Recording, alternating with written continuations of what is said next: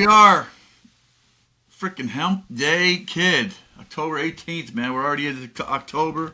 We've been doing this Mound visit thing. And I'm sure there was plenty last night on Arizona's side of the equation. That was a tough thing to watch unless you're a Phillies fan. But we're here, Mound visit, talking about baseball. You know, anything that's on your mind. But how can it be anything other than this postseason? Case, good to see you this morning, man, from Syracuse. Oh, yeah. Yeah, it's great to see you this morning, too. We're right in the swing of things with postseason baseball. I mean, there's been so much that's gone on since the last time we talked. And I think what a great time of year to be a baseball fan. Whether you're a Phillies fan, a Diamondbacks fan, a Rangers. Well, I guess it's not a great time of year to be a Diamondbacks fan at this point, or maybe an Astros Listen, fan. they're still in it, man. They are. It's a tough. They kept game one good. Let's talk about the atmosphere because you go into a hard atmosphere, and I don't care if you're an opposing player. It's intimidating, even if you're wearing. If you're wearing red pinstripes, it's a tough place to play too. Yeah. Right. I mean, let's bring up that topic. You know, Bohm, the third baseman, had to apologize for just letting the fans we're getting on him a little bit. Like, hey man, you're coming to Philly, you better come represent. It's hard out there. The fans are unforgiving. Yeah, I can tell you they're ruthless fan base. But like I said, when you're going good, they're as good as any. And that place, they don't sit down. Some sections they don't sit down to watch the game. Well, look what they did with Trey Turner this year. I mean, he struggled for pretty much 3/4 of this season, and then someone in Philadelphia, I don't know who it was, but they need whoever did that. If the Phillies win the World Series, whoever came up with this idea should get a World Series ring, in my opinion, because they came up with the idea to give Trey Turner a standing ovation. They gave him a huge ovation right before his at bat and after a series that he had mightily struggled in, and since then he's been on. I think he was on pace for like 80 home runs for like that rest of the season. He ended up finishing out super strong, and now look at him again. He looks like he's back in the World Baseball Classic right now. I mean, he's just ripping the cover off the ball. So this game is all about confidence, man, and grown men. I've felt if you didn't watch that game last night, that beatdown, 10-0 beatdown, because they were not just playing the Phillies, they were playing the city. And when you have that situation happen and feel it, I mean, I could say my experience, the Cincinnati Reds played the city of Pittsburgh when we played them in the wild card 2013. Same type of atmosphere. Yeah. It happened. When you get the fans to creep in and get inside the skin of the opposing players. There was a point at the end of the game.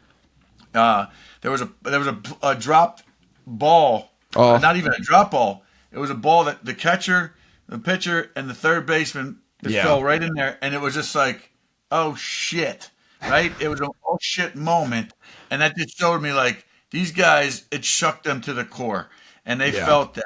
And Philly right now is the team to beat, in my opinion. Here's my worry for them, though. They're my click to win the whole thing. Okay. My worry is that if they go on and just sweep the Diamondbacks, we've seen being the wild card has been a reason for years. The format of this tournament, it should be more like the NCAA structure if they're going to do this now. There's too much time off. That's my worry for a team that's playing as good as they are. I don't care who it is. The structure, the format has to be changed because at this late in the season, you cannot turn on and off the switch to play this game. You cannot do it. I don't care how good you are.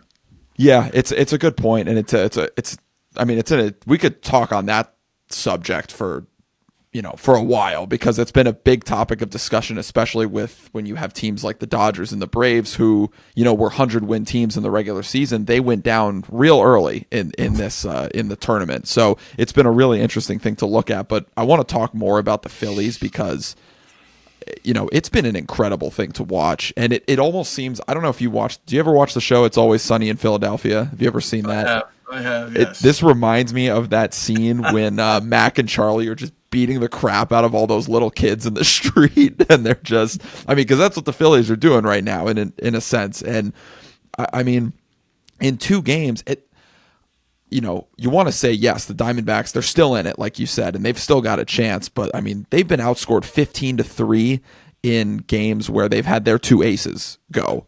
So that's a tough spot to be in. And especially the way that Philly has done this, just with the power that, you got guys like Trey Turner and Nick Castellanos and Bryce Harper, he's outstanding. And we almost don't talk about him enough. And then you got Kyle Schwarber, who tied Reggie Jackson's all-time postseason home run record for a left-handed hitter with 18. He did that last night.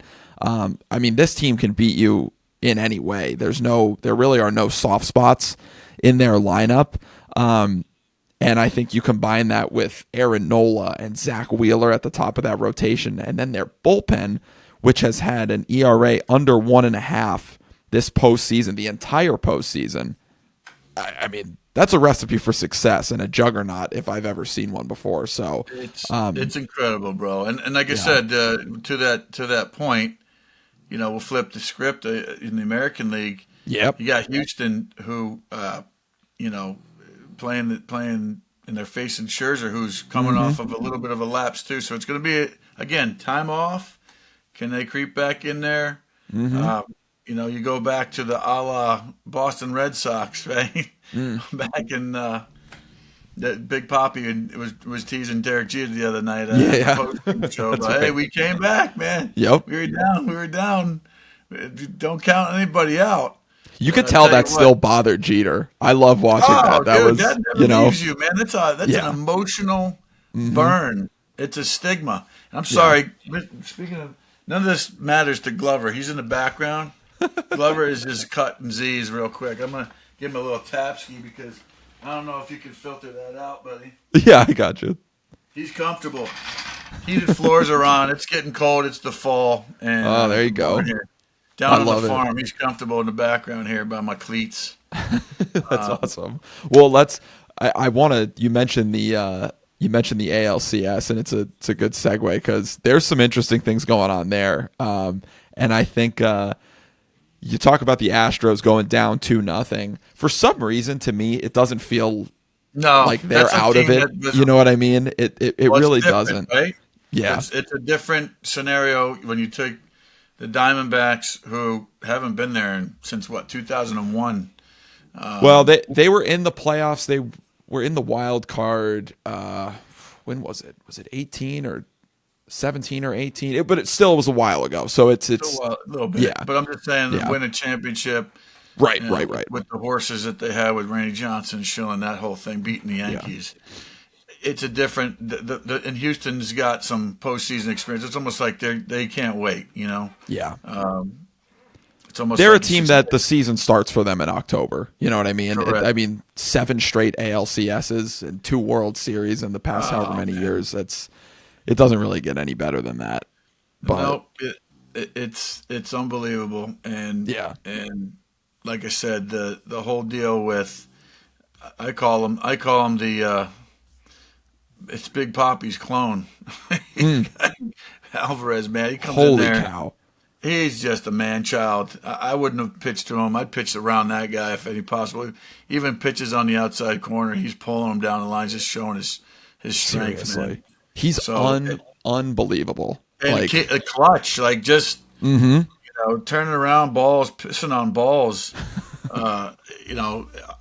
Listen, Chapman's intimidating. I don't care. I feel bad for when Chapman comes in, it makes me nervous, but at the same time, it's like, how can you be nervous with a guy that's got explosive stuff? Because that guy should be closing for somebody with the stuff he has, overpowering. I don't know what's really transpired of why it's not translating to be in that position, to be that dominant and just be like, game is over, almost like Mariano Rivera was. You know what I think about Chapman, and not to cut you off, but I think it's been an interesting case study with him over the past few years to see how he's kind of, guys are hitting him. And like you said, with the stuff he has, how is that even possible? And correct me if I'm wrong, but I almost think it's because, when he first came into the majors and he was blowing 103, 104, 105 as a left-hander, and we had never seen anything like that before when he first came up with the Reds. But I think now, not that stuff isn't, his stuff is not impressive, but there's so many other guys who can blow triple digits with, nasty sinkers and, wipe out sliders and the slurve and the sweeper and all this stuff that you've got these relievers able to do nowadays. I almost think that the playing field is kind of evened out where like he's still good, but like guys are still seeing that. Philosophy you know on what I mean? that. I got a take on that observation, and Sure. I hate to do it from this far off the field and on the couch. It's I hated people criticizing me. There's something mechanically that he's not deceptive, and if people are right on your 100 mile an hour triple digit fastball, and you got a devastating slider. There's something mechanically he does. He kind of like squats. Now, this guy's tall, dude. He's a beast. Yeah, I mean, he's he massive. is a monster. He looks like a linebacker. Dude, the guy was huge. And there was one year, I can't remember what it was, because I met him in the All-Star game. And he was a big man then. And then it just went next level. And I'm like, dude, he looks so damn intimidating to me. I'm scared, like you said, sitting on my couch. I wouldn't want to face him, let alone go in a barroom brawl with him. But like there's something where he does this little drop hitch. It's like you're letting the more pretty. I know this mechanically, no matter who you are, the prettier you are to a hitter, and they get into rhythm and timing with you.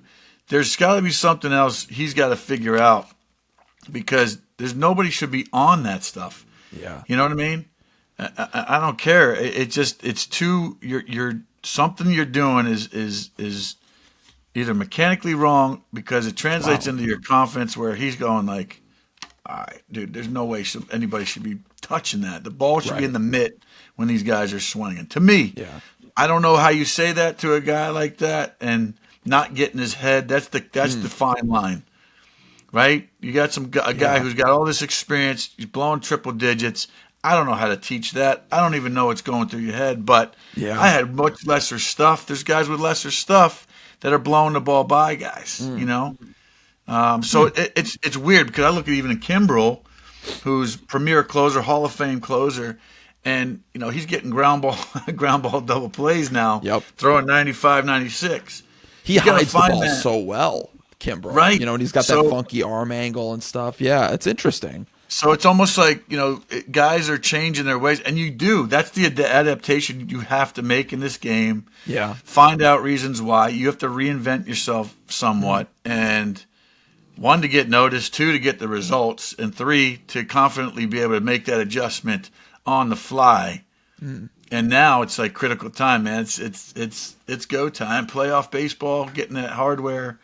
The next 2 teams going into the end of this tournament get some hardware. It's just the difference of, does it say American League champions or National League champions or World Series champions?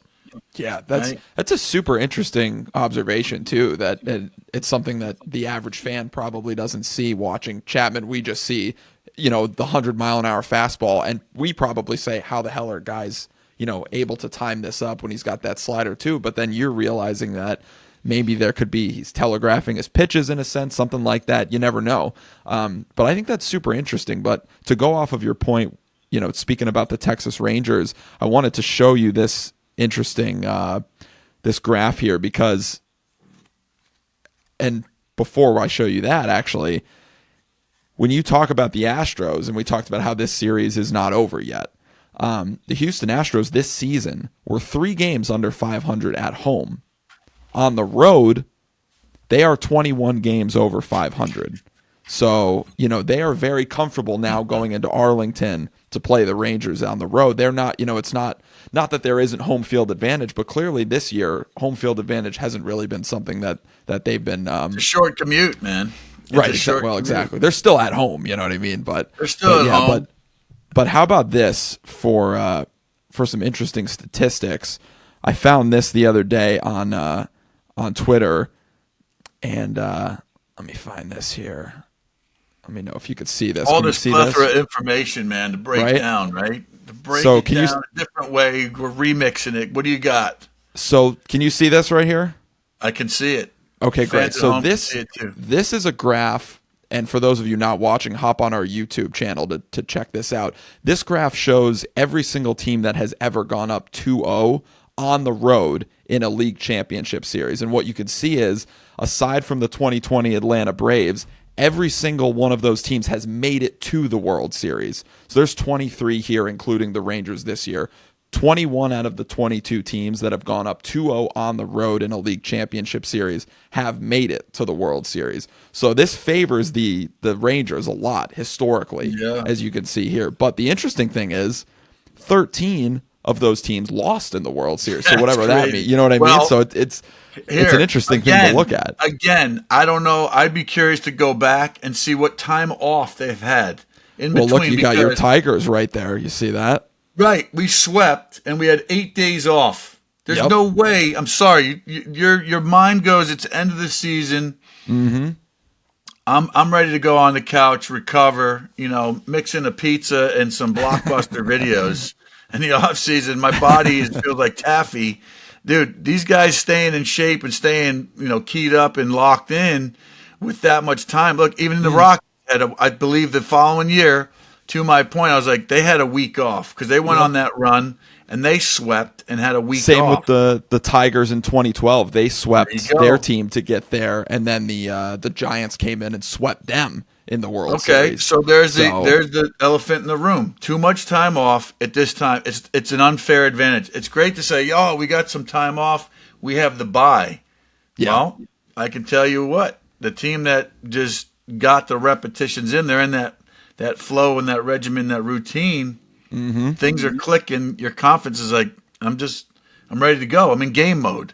As opposed to, hey, well, we simulated, we had a scrimmage. It's not the same thing, especially if you're facing your own teammates. I don't want to hit this guy, take him out while I'm facing my teammate, right? Yeah. And it's not the same. It's not the same locked in competition. Like I'm ready to kill for that juice, man, of winning the whole thing. But I don't know. It'll be interesting to see, man. Maybe we'll blow up this chart, But good work on that, dude. It's a fascinating thing. Yeah, it's an interesting thing to look at because, that's the thing in the playoffs. I think so many times you look at like, can you steal a game on the road? And clearly the teams who have been able to steal 2 games on the road have had pretty good success going forward. The 2020 season is like an outlier. You always look for that split, try to get one game, split it. And getting that flow, couldn't get that confidence. But like I said, I think the team that's probably got their tail between their legs a little bit the most right now, I would say the Diamondbacks are kind of that spot. team. And again, it'll be interesting if the Houston Astros, if Houston, I'm not worried about so much. They'll probably come win a game. And if Scherzer's coming back, it's a coin toss. Yeah. To see how he bounces back after some time off. I'd be hoping for him that he gets 5 innings. If I was Bruce Bochy, I'd be saying I hope we get 5 innings out of this guy at least. Massive. And the Rangers bullpen's been pretty solid, I have to say. It's been great this playoffs after being a little shaky coming down to the end of the regular season, and all of a sudden in the playoffs they've turned it on. So that's what you like to see if you're a Rangers fan. I like to see Leclerc, man. The kid was a kid. He was a baby when I was there.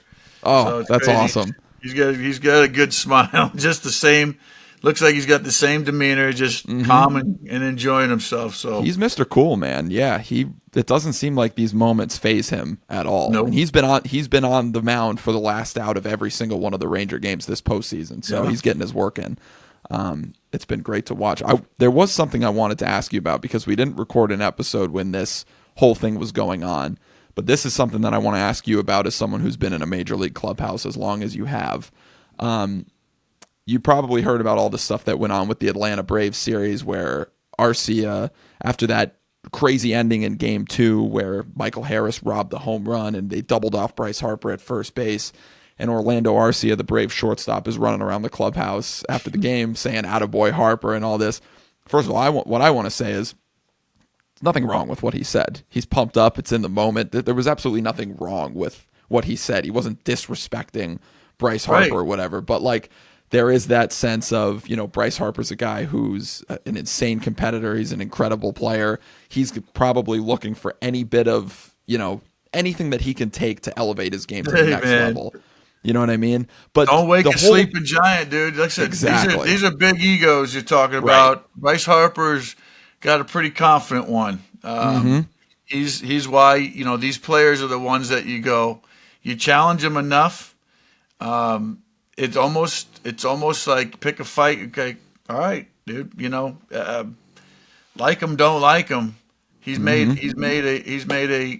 a reason. You gave him a reason to turn up the competition and confidence, and look what happens. Sometimes it's just do your business, keep your mouth shut, keep your head down, and try not to spark that. But that's what the media loves to do too, man. You know, absolutely. And you know, these amateurs that are learning and watching and paying attention, it's scary out there, man. It's grown men are scared. If you look at the Diamondbacks, I hate to look at, but that feeling I felt for them, man, because I knew it was like, ooh, I had chills. Because they were getting beat and they couldn't stop the bleeding. We actually have a pretty fun interview for you guys today, and he's hopping in the show right now. We want to welcome from Team Mustard, which is, if you haven't heard of it, it's an awesome platform for pitchers, for young athletes, and we want to welcome Weston Lombard to the show here today to Mound Visit. You can see he's rocking the cap right there. It's an application that I've been fascinated with when I pitched in college, and I know Grilli is a big fan of it as well. And it's you got to throw hard, man. If you're wearing that hat, right. You got to throw a little bit of mustard because you can't be throwing. You know, you're not thumbing shit up there, right? Yeah, that's right. Yeah, welcome to Mound Visit, brother. Good to see you. Yeah, appreciate it. Can you guys hear me okay this time? Oh yeah, we can. Absolutely. Awesome. Yeah. Thank you for joining us. Like I was saying, and like Grilli said, you got to throw hard to really appreciate this application. So my 80 poo wasn't really, wasn't too much of a great thing there. But we want to talk to you about this because it's an incredible application. And for those out there who might not know what it is, can you kind of in a couple sentences describe what Mustard is and why it's so important? In furthering the youth side of the game, and even to your point, the college side and the low levels of professional baseball. Yeah, right. Well, thank you for having me on, you guys. It's funny, Casey, you say you threw 80 poo, so it probably wasn't much help. Honestly, Mustard is built for that, right? So the whole concept was the co-founders, Tom House and Jason Goldsmith. They were meeting one day and Tom asked a question, or maybe it was Jason, and he said, I wonder how many Nolan Ryans there are in the world that never picked up a baseball, right? Mm-hmm. And that was kind of how Mustard started. And so the whole goal of the company is to democratize elite technology and coaching, right? How can we get that type of resources to, more kids in the world, right? Because you don't know how many Nolan Ryans there are in the world right now that haven't picked up baseball, right? So that was kind of how the whole company was started. I got involved in 2021 after the beta test had happened. So I was part of the beta testers in early 2021, I believe, and tried the product out. Thought it was really, really cool. I was down the rabbit hole of biomechanics. So how old were you, Weston, when you started doing this, using it? I was a senior in college. So nice. So I got into it. It's a great example of something I wish I had when I was younger. But basically, they took the concept of biomechanics and Tom's eye and motion capture that he had been doing for years, and we were like, okay, how can we get this into the hands of more people, right? Because motion capture is really expensive. You got to do all the dots and all of that. And so what they were able to come up with was being able to capture our biomechanics through computer vision on a phone. And so that's kind of how the app was started. And so now what you can do is you can download the Mustard app for free, take a video of you throwing from the side, take a video of you throwing from the front, and it'll capture 11 mechanical variables that are the most important in the throw. So you think about like timing, stride length, torque retention, head balance, front all from side, your phone, man. Amazing what these phones can do, right? I mean, does it tell you if you're too fat or you need to go for a run? Can it tell you how to put some more money in your bank account. I mean, all this AI technology. It's amazing what it's done. And kudos to Tom House. I mean, let's face it. He got to coach, probably in my opinion, my idol, the best baseball pitcher of all time. No one will ever touch Nolan Ryan's records, man. Yeah, if you haven't watched the documentary, it's pretty sick. But you know what? I think it's awesome. So do you credit some of your regimen, your routine? Where did you see just mechanically, and how much velocity did you think you gained, or what was the numbers? Think of some of the numbers that you saw improved, and how it adapted and molded your game into improving it. Yeah, so for me, like I was a really late bloomer. I was throwing 70 poo coming out of high school. So Casey, you weren't that bad. Wow. So that was about me coming out of high school too. Yeah. So yeah, that's all right. So I was throwing like upper 70s coming out of high school.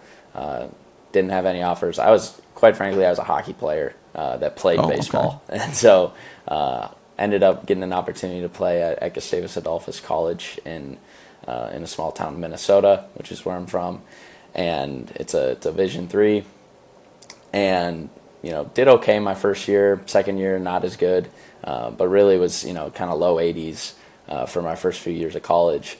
And then COVID hit, and that was kind of when I made the decision of I could either sit on the couch or I could see how good I can get at baseball.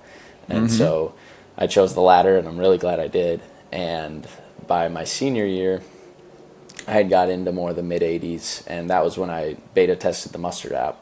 And that was when I really started to understand, how the body works and how mechanics work and kind of how it all ties together. And I think Mustard was a really good thing for me to not only understand, how biomechanics work, but understand how they work in relation to me, right? And how I throw. And that was the coolest part about the app, is that it not only tells you all these variables, but it tells you it in a really digestible way, right? So it's not just here's a bunch of data, but it's here's data that you can understand, and then here's where to go from here, right? It's not just throwing data at you, it's throwing you the so what, right? Like, you aren't good at this, so do this, right? And it gives you a plan. So based off of, I do my throws, based off my mechanics, it gives me a plan to kind of attack for the week. And I've been doing it for a couple of years, and it took me from being mid 80s to now I'm in the 90s. So I'm still not where I want to be yet, man. But we're. And that's how you get a hat. You got to be in the 90s to get a hat, right? Yeah, you can't be throwing 79 to get a hat that says Mustard. Yeah, he's like slinging monkey poo. It's 79. As a young man, that's awesome. It's fascinating. Yeah, it is, man. Well, there's a testimony right there that's why they gave you that hat, and kudos to Tom House and the people behind the technology to make it affordable. I think it's like $20 a month or something like that for a subscription, or $240 for the year, something like that. Yeah, I believe it's $8 a month for a premium user. So if you're just a single, even better, single user, it's $8 a month. You get all the bells and whistles. That's cheaper than getting a lesson with me, who right. 1 year's no, exactly. Maybe we could even give it to Chapman. We were just sitting there talking about Chapman. I don't know how. I'm not knocking on him. Believe me, I wish I had his stuff to just even know. The hardest I ever got to was 99. They say they recorded me 99 11 times when I was with the Tigers. I mean, that's not bad, but it's okay. Yeah, I didn't live pretty there. Good. It's pretty good. I didn't live there. I was more of a 95 guy when it was like 95 was like, oh my God, you hit 95. Yeah. Now it's like, forget it. But I don't know if I would get drafted anymore. These guys are throwing $1 billion. But yeah, no, it'd be interesting. Like I said, you're breaking down mechanics, and I always say learn your mechanics, because when you're competing, you can't think about mechanics, right? Mechanics are something you go, hey, I'm doing the mechanics to get the feeling, to get the results, and that's through the confidence, and that's through repetition. And Weston, you've been doing this thing for quite some time now, a few years, right? And I'm sure you've had inspired others to use it, because look at what you've been able to do. So kudos to you, man. What's on tap next then for you? What do you got coming up next?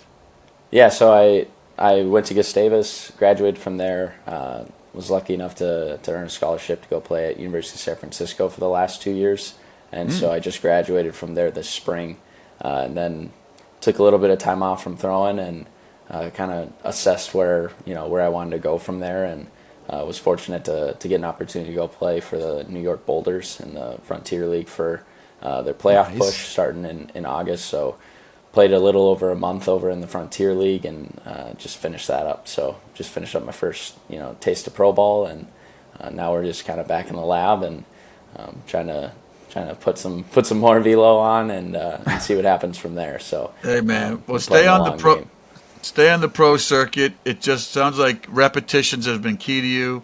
Mm-hmm. Sounds like you got the routine and regimen. Just do me a favor, don't go banana ball yet, okay? Let's stay on the pro side. Let's stay classy. Don't ask Grilli about banana ball. No, you will never get me on banana ball. Listen, I won't knock. I'll go watch it. I'm going to entertain, see Shamu once, get a pretzel and a Coke, and then that'll be it. But I love the love and respect of what you're doing, dude, and I'm hoping that it continues on. Obviously, hard work is. Tell these kids, like I said, from a kid to go from where you started and where it's taking you, how much work it is, right? I mean, people, you're so driven. Obviously, your drive is incredible. I've talked to my good friend Lindsay Barra, who's also been on the show, part of the Mustard Group. And it's just amazing what goes in. A lot of kids don't know how much self-help and self-tutelage and repetitions that you got to take, especially as a pitcher, right? Because it's not like hitting. We can go sit there and go hit off a tee. So everything you do has to be some dry work, shadow work, mechanical work, doing some of these exercises that you're finding in the Mustard app or whatever, and you've probably made your own program. Do you have like a notebook or something that you keep? Tell these kids, like, just the advice. I mean, I want to tell my son. I keep advising my own son, and I'm passing that baton. I'm old school now, so Weston, you're the new crop, baby. You got to tell these kids what they need to do. Yeah. No, I mean, it's funny you bring up the hitting versus pitching analogy, and I think that's really important to understand is that, as a hitter, you can go to the tee and you can take swing after swing after swing, but as a pitcher, you only got so many bullets a day, right? Mm-hmm. And so you got to be really wise with how you use them. And so I think the biggest thing for me that really made me start to see progress was just being really intentful with everything I do, right? Whether it's my warm-up, whether it's my mobility, my bands, if I'm throwing plyo balls, catch play, recovery, like everything matters, right? It's not like you're just like going through the motions to then go play catch and then you throw the ball for 10 minutes and then you're like, okay, I'm going to get better because I did XYZ. It's how you do XYZ is really what is the differentiator between, you just kind of staying stagnant with where you're going and you actually making progress with where you want to go. I learned this philosophy called Kaizen in 2020, and it's a Japanese philosophy for continuous improvement, where really, really small improvements every single day. You might not see them day to day, but fast forward a year, and you'll be able to look back and say, see just how far you've come. And so when I implemented that philosophy into my daily life, I realized that like everything matters, from when I wake up in the morning, what I'm putting in my body for breakfast, like how am I taking care of my mentals? Everything matters. And so like you can't just go through the motions and think you're going to get better. You have to be really intentful with what you're doing. And when you're intentful with everything you're doing, you realize just how important everything is. And when you can do that, it kind of just becomes a daily game of, how much better can I get? And when you do that, it becomes really fun. Now, do you have a notebook? Do you have a notebook or something that you keep yourself accountable to? Because I know Hall of Famer Roy Halladay was very, very religious, very anal about his routine and regimen. I mean, that's why he got to where he got to, and his story is unbelievable. Do you have something that you log or keep track of yourself to hold yourself accountable? Because I'm sure that's valuable information. I mean, just where you've come from, I think that's why you're on the show. I think it's amazing that you've turned yourself from, hey, this guy that got lucky to play, an opportunity to play, you're touching 80 miles an hour, now you're in the 90s, but look how long it was. About 5 years it took you, 4 or 5 years it took you to that level, and you got a little touch of pro ball. And there's no telling, man. If you get more reps, there's no telling. You might be up there and some teammate come in and say, hey, man, you're left-handed too, right? Right. You're left-handed. Yeah. But the lefties, Yeah. you're a valuable commodity, There's man. A always lefty hope. throwing in the low to mid-90s, 1 in 4. They said the 1 in 4 of those guys make the big leagues. So keep going, man. I'd love to see that notebook. I'd love to show my son because, I had my own routine that worked for me. And I'm showing him some of the kids that are in the college level where, telling these kids, hey, this is a rabbit. Go see what he's doing.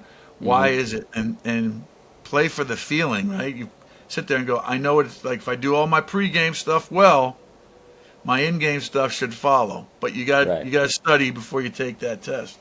Yeah. So I'd love to see what you got on tap, man. If we'll get in touch, and if you don't mind sharing the answers to your test, I'd love to just share where it came from, and it's very valuable. I'd love to share it with my son. Yeah, the notebook is super valuable. It's something that, I think everyone should do more. I think I should do it more myself. But it's definitely been something that has been really powerful for me. When it comes to like daily stuff, a lot of times I'm just like typing in notes from my throwing session, stuff like that. Like if something clicked in my throw, it's like, okay, what did I just feel, right? Like so that when I'm going through stuff in the future, I can be like, okay, this was the feeling, right? Like this is how I articulated, this feel in the throw that felt really good. But I mean, from a daily standpoint, like I don't know if you guys can. I got a big whiteboard. Look at that. And I got some goals on there, and then I break those big goals into smaller goals, right? And so there's the big goals. Can we see that again? Show us again, man. There's nothing like a girl's number on there or anything that's on the top of your list. I like to prioritize. So if you look, I got 95 mile an hour fastball. That's my goal, right? All right. Yeah. But then before that, there's a lot of weekly goals of stuff that's going to help get me there, right? If I want to be able to throw a 95 mile an hour fastball, there's a lot of things that I need to be able to do, and to be able to do those things, there's habits that I need to be able to do, and so I just fill that thing in when I complete it, and I try to get as many circles filled in by the end of the week as possible. It, man. That's so God cool. Bless you, bro. That's so sick, and hopefully somebody's giving some power pellets of protein balls to get there because you need to have that. The junk in the trunk, the lower legs. I saw somebody. Oh, it was Strider, and there was somebody else wearing it from. Like, geez, look at the freaking legs. Yeah. Right? It's unbelievable. The core, the focus on the core. I had a personal trainer that killed me, and it's like the last thing you do is you focus on his core at the end of your workout. But that is essentially the most important part. People don't realize that, Right. I wanted just to jump on that, Weston. Something when we talked before this, I thought one of the interesting things you brought up and kind of to tie the app back in was how it allowed you to see how, major league pitchers move. You know what I mean? With their mechanics. And one of the things you told me really stuck out, and I was wondering if you can kind of expand on that a little bit. But you said the thing that stuck out to you was how fast they move, because I think when you watch major leaguers on TV and you watch their delivery and it's so smooth and it's so repeatable, and that's what makes them so good. But what you said that stuck out to you is how fast they're really moving when you look at it. Can you expand on that a little bit for people watching?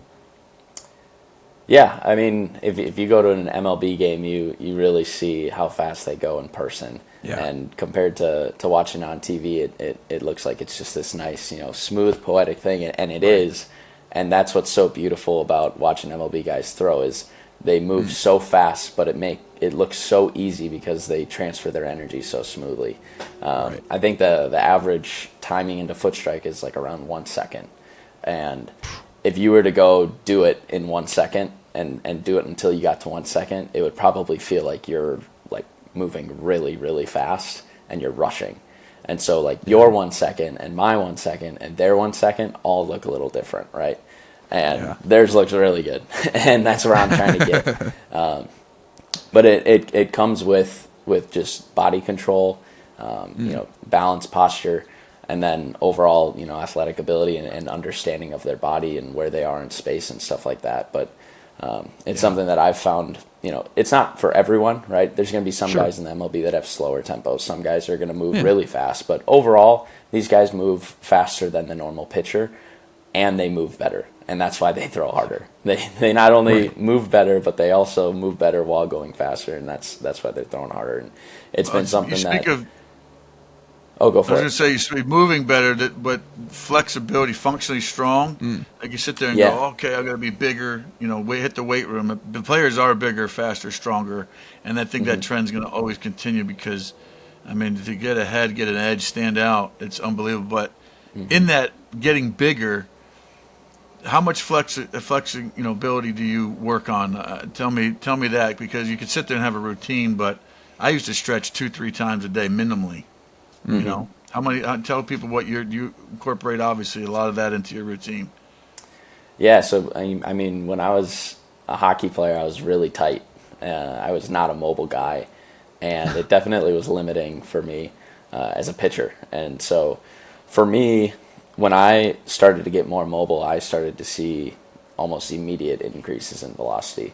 But I think the thing that was really big for me was having strength through mobile positions. So for me, it wasn't doing a lot of like static stretching, but it was more so like getting into really deep positions and then forcing my body to stabilize in it. So like instead of like touching my toes or something like that, I'd go into, as deep of the splits as I could and then try to stand there and maybe even add a little bit of weight to that. So I'm in a deep position, but I'm forcing my body to be stable into it. Because, when you think about the delivery, right, like you think about, pitcher's stride, I think the average MLB is like 90% of their body or somewhere around there. And that's out there, right? And it's one thing to be able to get into that position, but if you want to be able to actually, make it useful, you have to be stable in that position. And so when I started thinking about mobility in that sense, that was when I started to make a lot of gains. And you can do that with the upper half too. But really, it was strength through length was kind of the concept that I started to adopt. Of I'm not only going to stretch and like try to get into new ranges of motion and stuff, but when I do get into those ranges of motion, I'm going to learn how to be strong there and be stable there. And I think that's something that a lot of people can start to apply. That's pretty easy to apply because really you're just adding a little bit of load to these positions. You just taught me something right there. I like that really quickly. Me too. Yeah. It makes a lot of sense the way you describe that. It's fascinating. It's always a remix, right, of what you learn and how you describe things, but what sinks in. If I was getting a lesson from you right now, Weston, you just taught me a lot right there, buddy. So right. I can't wait to pick your brain a little bit more, man. But it's so great to have a mound visit with a current pitcher right here. Yeah. Up and comer. Because we talk a lot about the big leaguers. But on the side too, man, these up and comers, the baton is always going to be passed on, and you're one of those young guys that I'm hoping to see a lot more of, and pay attention to where you take the game, the love and respect of what the game is, and sometimes you always want that end result, man. I know, but the process that you're taking, you got a smile on your faces. You're trying to be on this show, talking to us, telling us about this stuff. You're finding joy in it because from where you started, what you just shared with us, to where you are now, that same repetition, that same drive, and maybe even a little bit more, you turn that dial up, and you're going to get that 95. You might even surprise yourself, be upwards of that. But if you do, man, I'm on the left side, I can't wait to watch it because we're talking about Chapman blowing triple digits. Right. And if you're 95 and above on the left side, dude, I think we're going to be seeing you somewhere along the line. So keep throwing that mustard, baby. I like it. Yeah, no, thank you. Yeah, no, we got a lot of work to do, but like you said, it's all about the process, and I'm playing the long game. And I could have been an accountant, and instead I get to keep throwing baseballs. So I'm thankful for every day I get to do this. So I skipped accounting at Seton Hall. Monday nights I would go to Yankee Stadium. I didn't want to go 3-hour night class when I could go right from Seton Hall, take the train to go to Yankee Stadium. So good choice, man. I agree with you. Hey, Weston, that's awesome. And I want to finish out our interview with you. I know the last time we talked, your Twins were still in it. And I know as a Minnesota guy, that must have been that was a tough way to end the season, but I think they showed a lot of life at the end of that. And, to kind of wrap up our baseball talk here, because this is obviously a baseball show, give us some predictions for the rest of the way on this postseason. I know Grilli's got the Phils going all the way. So what are you looking at here? The Twins showed up and, whatever. Yeah, we won a game. It was sweet. It was so cool. I love watching the Phillies. I love watching their home games. I want to see more games at home for the Phillies. Yeah. I wasn't following the MLB super closely just with me being in my own seasons for the last 6 months. But since the playoffs have started, I've been able to catch a couple games, and I just think the atmosphere in Philadelphia is absolutely electric, and so I'm rooting for them. And I think they got a good lineup, and I think they have enough pitching to be able to take it. Yeah, it's tough to bet against them right now for sure. But Weston, we really want to thank you for coming on the show and taking the time.